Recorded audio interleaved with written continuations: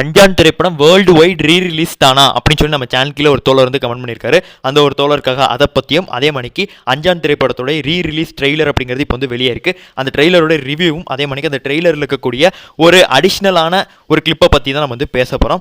So அதெல்லாம் என்னென்னு பார்க்குறதுக்கு முன்னாடி சூரியனுக்காக வாட்ஸ்அப் குரூப் வச்சுக்கோ. அந்த வாட்ஸ்அப் குரூப்பில் உங்களை மணிக்கு 500க்கும் மேற்பட்ட சூர்யா ஃபேன்ஸ் இருக்காங்க. சூர்யா ஃபேன்ஸ் இருக்க வேண்டிய இடம் தான். நீங்கள் அந்த எப்படி லிங்க் டிஸ்கிரிப்ஷன் இருக்குது உடனே வந்து ஜாயின் பண்ணிருங்க.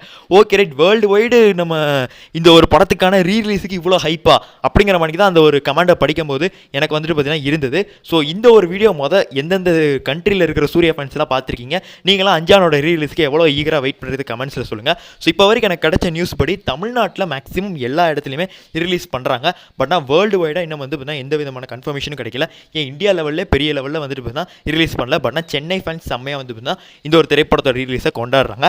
அதே மணிக்கு ட்ரெய்லர் ஒன்றும் பெருசாக வந்துட்டு பார்த்தீங்கன்னா பண்ணலை. பட் ஆனால் 2 கிளிப்பு வந்துட்டு பார்த்தீங்கன்னா அந்த ட்ரெய்லரில் வந்து பார்க்கும்போது படத்தில் பார்க்காத கிளிப் மணிக்கு வந்துட்டு தான் இருக்குது.